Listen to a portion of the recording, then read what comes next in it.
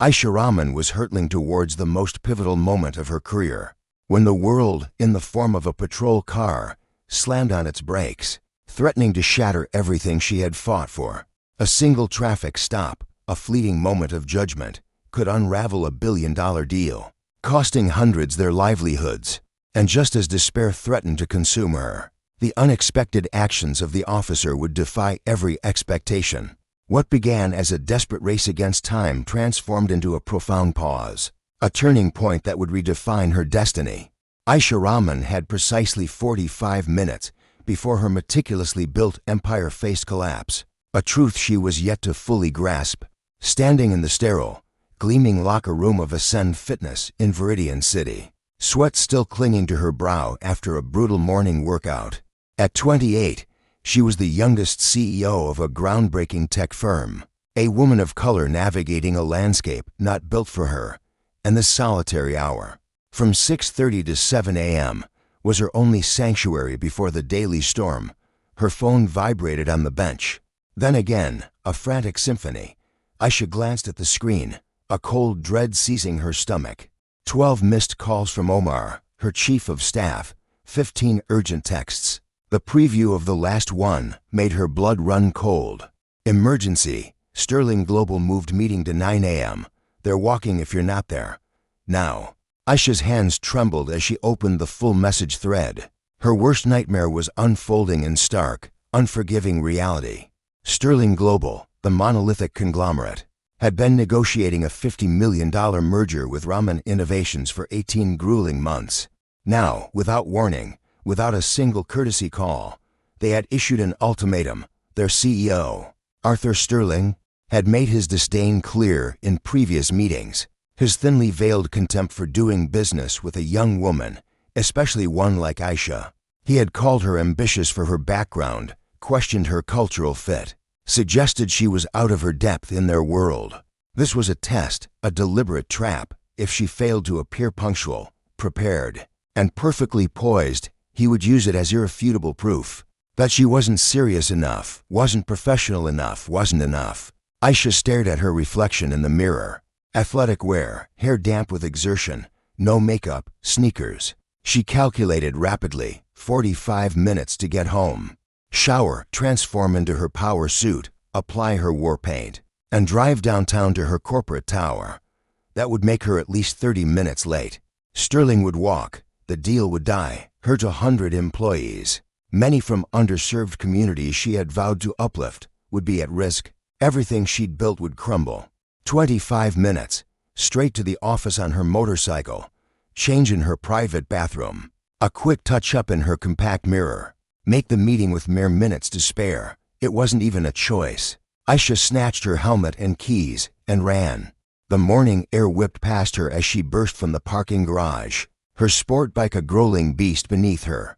Viridian City was just stirring, traffic still sparse on the outskirts. She merged onto the highway, twisting the throttle. 60 miles per hour, 70, 80. The speedometer climbed as her desperation intensified. Every second was a battle, every minute. The chasm between triumph and utter failure. She thought of her father as she rode, Jamal Rahman, who had built a thriving manufacturing company from nothing, only to see it systematically dismantled by corrupt partners and biased institutions. Aisha was 23 when she watched him age a decade in 6 months, the stress carving deep lines into his face, the shame bowing his shoulders, and then the heart attack that claimed him, sudden and brutal. In his home office, surrounded by bankruptcy papers, at his funeral, Aisha had made a sacred vow. She would rebuild. She would succeed where he had been unjustly failed. She would prove that the Rahman name meant something. Rahman Innovations was that promise kept. 5 years of sleeping for hours a night. 5 years of missing birthdays, holidays, and any semblance of a personal life. 5 years of clawing her way through a male-dominated, often racially biased industry that questioned her every move. And now, finally, she was on the precipice of the merger that would legitimize everything, that would elevate her company to a major player, that would let her father rest in peace. She couldn't be late. She wouldn't be late. The speedometer hit 92. Aisha didn't see the patrol car until its lights exploded in her mirrors. a blinding crimson and sapphire. Strobing against the dawn, her heart plummeted even as her hands instinctively pulled the bike to the shoulder. No, no, no, not now. Not today. The officer approached slowly, and Aisha's mind raced through her dwindling options. Apologize profusely. Explain the impossible situation. Beg if necessary. She checked her watch. 38 minutes until the meeting. If this took more than 10 minutes, she was finished. Officer Elijah Vance had been on the highway patrol for 8 years, and he had witnessed every imaginable act of recklessness. But clocking a motorcycle at 92 miles per hour on a Thursday morning, weaving through traffic like a digital phantom, that was a special kind of dangerous. A life was at stake, and it was his solemn duty to prevent tragedy. He noted the expensive bike, the premium gear, probably another entitled thrill seeker, with more privilege than sense. He approached with his hand near his belt, professional, alert, and weary. The rider pulled off her helmet, and Officer Vance found himself looking at a young woman, her dark hair plastered to her forehead, still in gym clothes and on the verge of tears. License and registration, please, he said, his voice firm, but with an unexpected undercurrent of something else. Aisha fumbled with her wallet, her hands shaking so violently she nearly dropped it. Officer, I know I was speeding. Please, officer. I know there's no excuse, but my entire company, my entire legacy, depends on me being downtown in 35 minutes. Officer David Chen had heard it all, every desperate plea, every fabricated emergency. Most were flimsy excuses, outright lies. But something in Anya Sharma's voice, raw and trembling, cut through his usual detachment. This wasn't entitled anger or dismissive arrogance. This was the sound of a soul teetering on the edge. Ma'am, he stated, his voice firm but not unkind, whatever you're rushing to isn't worth your life. Or someone else's. You were doing 92 in a 55 zone. Anya felt the tears well up, hot and unwelcome. She hated them. She never cried. Not when investors questioned her vision. Not when competitors tried to steal her ideas. Not even when the bank threatened to foreclose on her father's dream. But here, on the side of this desolate highway, with everything she had built crumbling, her armor finally shattered. I can't fail, she choked out, the words barely a whisper. Not today, please, I can't. David studied her. 8 years on the force had taught him to read people, to spot the tells. This wasn't manipulation. This was a human being, pushed to the absolute brink. He made a decision, one that went against protocol, against every rule that kept him safe. What kind of emergency? He asked, his voice softening almost imperceptibly. With trembling hands, Anya showed him her phone, frantic messages from her team, news articles about the make-or-break merger, her company ID CEO, Phoenix Digital Innovations, a name she had fought tooth and nail to reclaim. David absorbed the information, then looked at her face. He thought of his own younger sister, and the split-second decisions that could change a life forever. He thought of the kind of officer he swore he'd be. After witnessing so much injustice, so much loss, which building downtown, he asked, the question hanging in the crisp morning air. Anya told him, her mind reeling. I'm going to do something I've never done before, David said, his gaze unwavering. I'm going to escort you there, legally and safely. But when this is over, you come to the precinct. We discuss your reckless driving, deal? Anya stared, disbelief warring with a flicker of hope. Why? She whispered. Why are you being so kind? David met her eyes steadily. Because I believe in second chances, and because it sounds like people are counting on you. Don't make me regret this. Now, put your helmet on and follow me. We're doing this by the book. Just faster. Anya made it to the meeting with mere seconds to spare.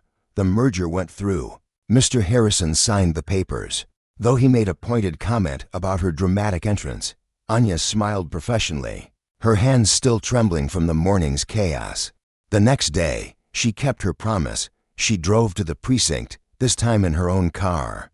Dressed in her sharpest navy suit, her hair meticulously styled, her makeup flawless. She looked every inch the formidable CEO, but her stomach churned with nerves. She asked for Officer Chen at the front desk. When he walked out, a moment of silent recognition passed between them. Without her helmet and the urgency of the moment, Anya looked completely different, polished, powerful, professional. And she'd kept her word, which surprised him more than he cared to admit. "Ms. Sharma," David said, gesturing toward a private office. "Let's talk." They sat across a plain metal desk. David pulled out his notepad. "You were doing 92 in a 55 zone. You could have killed someone. You could have killed yourself. I need to know this won't happen again." Anya took a deep breath. She had rehearsed a simple apology, a promise to be more careful. But sitting there, facing the man who had saved her entire career, the words that came out were profoundly different. "My father," she began quietly, her voice thick with memory. "He built a small business. When I was 23, his partner, a man he trusted, systematically drained the accounts, sold assets under the table, disappeared. My father spent 6 months trying to fix it, trying to save what he had built. The stress, it killed him. Heart attack at 52. David listened, his expression unreadable. "I started Phoenix Digital in my apartment, with borrowed money," Anya continued, her voice gaining strength. "I worked 100 hours a week. I gave up everything, friends, relationships, sleep, anything that wasn't building this company. Because I had to prove that I could succeed where he was failed. I had to prove that our name, our legacy, still meant something." She looked down at her hands. "That meeting yesterday wasn't just business. It was me proving to my dead father that I could finish what he started. It was stupid to risk everything by speeding. I know that. But in that moment, failing felt worse than dying." The room was silent for a long moment. Then David spoke, his voice softer than before. "When I was 19, my younger sister was killed. Wrong place, wrong time. She wasn't involved in anything. Just walking home from her community center, 16 years old." Anya looked up, meeting his eyes. "I became a cop because I wanted to be different," David said. "I wanted to be the kind of officer who sees people, truly sees them, not just problems to solve or boxes to check. Who gives people a chance when they deserve it. My sister never got a second chance, but I can give them to others. We're both trying to honor people we lost," Anya said softly. David nodded, then slid a paper across the desk. It wasn't just a ticket, it was a lifeline. Amara stared at the minimal fine. A minor infraction with traffic school, not the crushing thousands, not the points that would cripple her license. "This is your second chance." Elijah's voice resonated, calm yet firm. "Use it wisely." Amara rose, a whirlwind of thoughts, then paused at the door, a silent acknowledgement. "Thank you, Officer Vance, for yesterday, for today, for seeing me as a person, not just another statistic." Over the next week, Elijah's words, his presence, became an echo in her mind. His quiet strength, the way he'd shared his own pain without a hint of self-pity, it chipped away at her carefully constructed world. She found herself adrift in board meetings, his image a stark contrast to the sterile corporate landscape. Research became her obsession. The Beacon Community Hub, youth basketball, working his way through college while serving his city. Each discovery pulled her deeper, a magnetic force. So, on a Tuesday evening, she found herself at the Beacon, dressed in unassuming jeans and a simple sweater, clutching a folder of corporate outreach proposals. Elijah was a blur of motion on the court, guiding a group of teenagers through drills, a beacon of focused energy. He froze when he saw her, his surprise a raw, unguarded moment. "Miss Hayes," he said, walking towards her as the kids took a water break. "This is unexpected." Amara offered a nervous smile.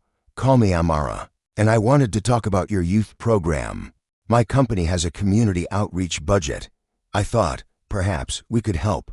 It was a flimsy veil, a transparent excuse, and they both knew it. Yet, Elijah invited her to his small office after practice. They talked for 3 hours, the world outside fading. They spoke of the kids he championed, of her company's audacious growth, of dreams whispered and fears unspoken. The conversation flowed, a river finding its natural course, as if they had known each other for lifetimes, not days. Coffee the next morning bled into dinner that weekend. Dinner transformed into moonlit walks through Viridian City Park, walks stretched into late-night phone calls that defied the clock. Amara discovered a universe beyond her office, beyond the relentless pursuit of success. Elijah found someone who dared to challenge him, who asked the uncomfortable questions and wasn't afraid of the raw, honest answers. He took her to a vibrant community barbecue, where families who had never heard of Hayes Digital welcomed her with open arms, their laughter a balm to her soul. She took him to a glittering tech gala, where he stood beside her in a rented tux, a quiet pillar of strength, as men in bespoke suits made subtle, cutting remarks that she, with a single, sharp glance, instantly silenced. "You don't have to defend me," Elijah murmured as they left early. "Yes, I do," Amara replied, her voice unwavering, "because you do the same for me." 3 weeks after their first encounter, they found themselves back at the scenic overlook where he had first pulled her over. Sunset painted the sky in a breathtaking symphony of oranges and purples. They sat on the hood of his patrol car, shoulders brushing. "I haven't let anyone close in 6 years," Amara confessed, her voice barely a whisper. "I told myself I didn't have time, that relationships were distractions I couldn't afford. But you're not a distraction, Elijah. You're the first time I've felt like myself since my father died." Elijah was silent for a long moment, watching the sun dip below the horizon. "When I pulled you over that morning, I saw someone running so fast. She couldn't see where she was going. I recognized it, because I've been the same way. After my brother died, I buried myself in work, too, told myself if I just helped enough people, saved enough lives, it would balance out the one I couldn't save." They sat in a comfortable silence, both understanding the profound weight of what the other had left unsaid. But then, Elijah pulled back slightly, a shadow crossing his face. "Amara, you're a CEO. You run a multi-million-dollar company. I'm a community officer. I live in a 1-bedroom apartment. I drive a 10-year-old car. I've seen what happens when people from different worlds try to make it work." Amara turned to face him, her eyes blazing with conviction. "You think I care about money, Elijah? I grew up with money. It didn't save my father. It didn't make my mother happy. It doesn't mean anything without someone to share it with. My ex-girlfriend left because I couldn't give her the lifestyle she wanted," Elijah said quietly. "Country club memberships, expensive vacations, designer everything. I'm never going to be that guy." "Good," Amara declared, her gaze piercing his, "because I'm not looking for that guy. I'm looking for someone real, someone who sees me, not my bank account or my job title. Someone who pulls me over when I'm going to fast, literally and figuratively." But Elijah couldn't quite believe it. The chasm between their worlds felt too vast, too impossible to bridge. They agreed to slow down, to think things through. The agreement felt safe, logical, mature. It also felt like the beginning of the end. 2 weeks later, Elijah was sitting at a red light during his lunch break when a news broadcast flickered on a storefront TV. Forbes Top 30 Under 30. The banner screamed, and there was Amara's face, radiant in a professional headshot, surrounded by other young titans of industry. The segment showed clips of her gleaming office, her penthouse apartment, her world. Elijah drove back to the station, a lead weight in his stomach. He had been fooling himself. She belonged in that world of boundless wealth and dizzying success. He was just a cop, a man of the streets, who had been in the right place at the right time. Whatever he had thought was building between them, it couldn't survive reality. 3 weeks after the Forbes article hit, Amara's world imploded. A rival conglomerate launched a hostile takeover attempt against Hayes Digital. The news broke on a Monday morning, and by Monday afternoon, Amara's entire existence was a raging inferno. She canceled her dinner plans with Elijah, then coffee the next day. Then she stopped answering his calls altogether. She was back to sleeping for hours a night, living in her office, eating cold takeout at her desk at 2 a.m. Every waking moment was a desperate fight to save her company, calling investors, meeting with lawyers, dissecting numbers until her eyes burned. Elijah tried to reach her. He texted. He called. He even drove by her towering office building once, a silent sentinel. But Kai, her assistant, had told him she was in meetings all day. The message was stark, undeniable. Whatever fragile connection they'd found, it was severed. On his 4th desperate attempt to reach her, Amara finally answered. Her voice was a ghost, hollowed out. Elijah, I can't do this, not now. My company is under siege. I have no space for anything else. Let me help, Elijah pleaded, his voice a steady anchor. Even if it's just bringing you food, making sure you rest, you can't help with this. Amara snapped, the stress eraser in her tone. You were right. Our worlds don't align. I can't be the person you need. I can't be anything but what I am, which is someone who has to fight every second, just to keep this dream from being crushed. The line went dead. Elijah stared at his phone, the silence deafening. He'd known, hadn't he? Known from the start. The chasm between their lives, too vast to bridge. Yet, the ache in his chest was sharper than he'd ever anticipated. For weeks into the corporate war, Amara emerged victorious. She had fought off the predatory takeover, a relentless force of brilliant strategy, grueling all-nighters, and a sheer, unyielding refusal to surrender. Her board, once skeptical, now applauded. Her employees, the backbone of her vision, cheered her name. The business press hailed her a titan, an underdog who had defied the odds and proven her steel under fire. And then, alone in her gleaming, silent office at 11 p.m. on a Friday, Amara collapsed. Kai found her on the cold marble floor 30 minutes later. Returning for his forgotten keys, his hands trembled as he dialed the ambulance. His frantic calls to her name met only by silence. At the city hospital, the doctor's words were a hammer blow. Ms. Hayes, your body is shutting down. Severe dehydration, critical exhaustion, dangerously high blood pressure. You're running on fumes. If you don't change course, you're heading for a heart attack. Just like your father. Just like your father. The words echoed, a chilling prophecy.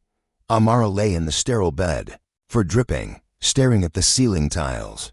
She had been so consumed by not failing, by proving she could conquer where he had faltered, by building something unshakable against a system that often broke people like them.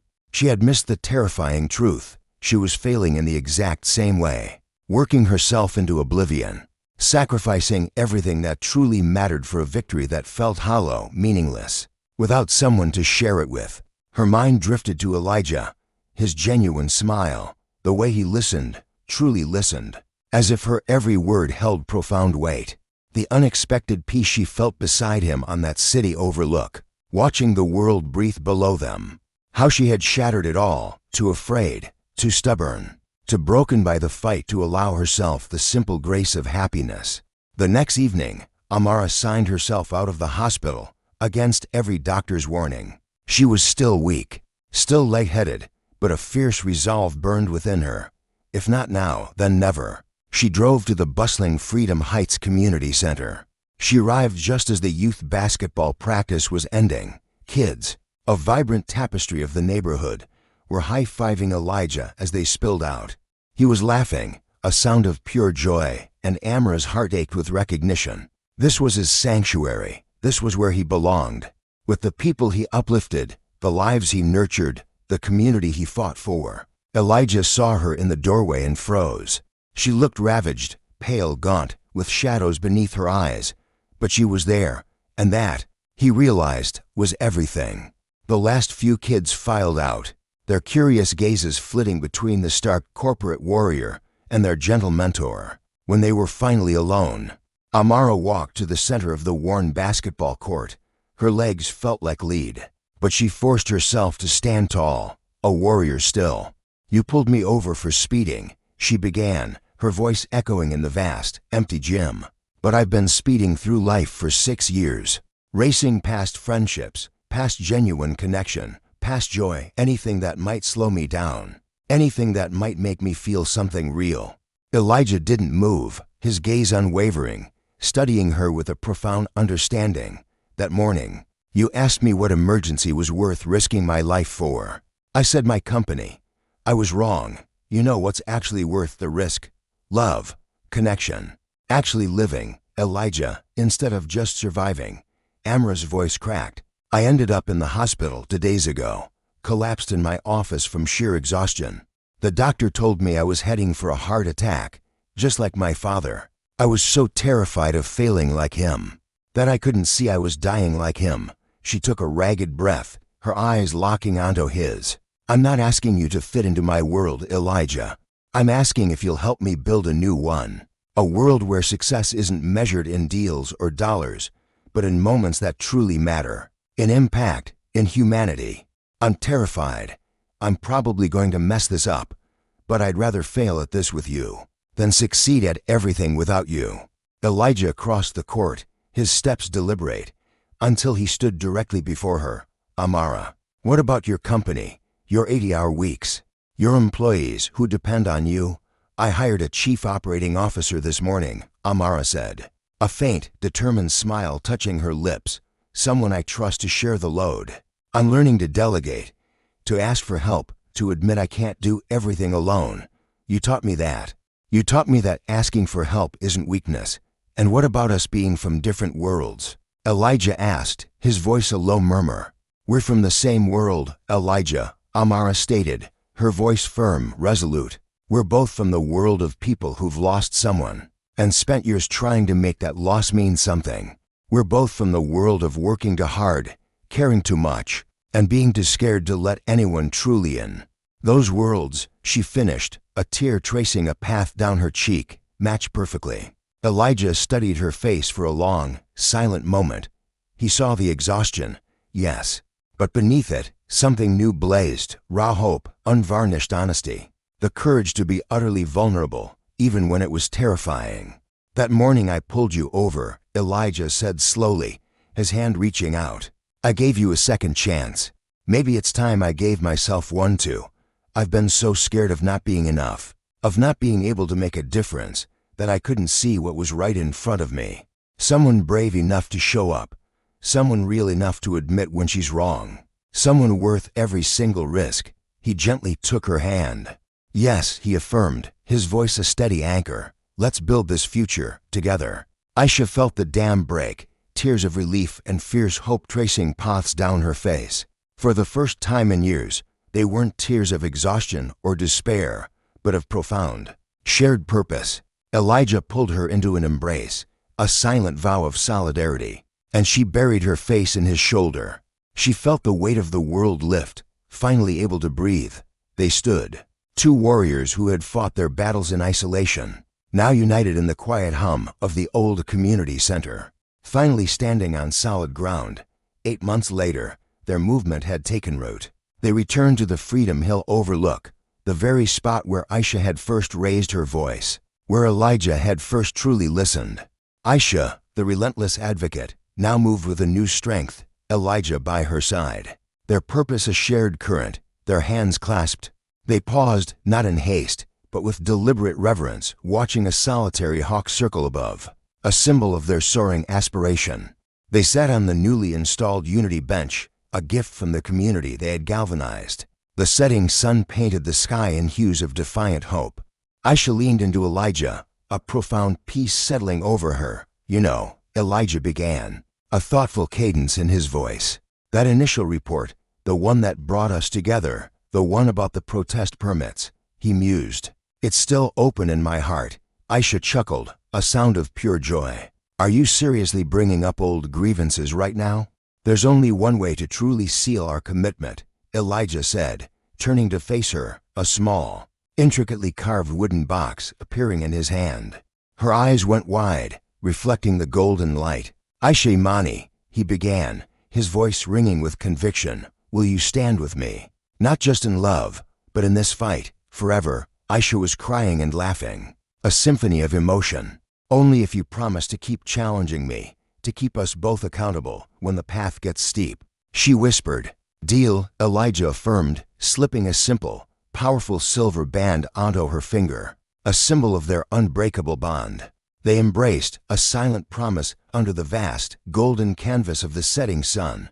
Two souls, once strangers, now inextricably linked, found in the crucible of injustice, at the dawn of a new movement, proving that sometimes the deepest struggles forge the strongest bonds. 6 months later, they stood not in a hospital, but in the newly revitalized community health clinic, a beacon of hope where Aisha's own grandmother had once been denied care. This time, Aisha's grandmother, radiant and healthy, stood beside them, her eyes shining with pride. holding a phone to capture the moment. Elijah, with a knowing smile, knelt again, not for a proposal, but in front of their assembled community, their chosen family, renewing the vow he had made before. Will you continue to build this future with me, with us, with everyone here?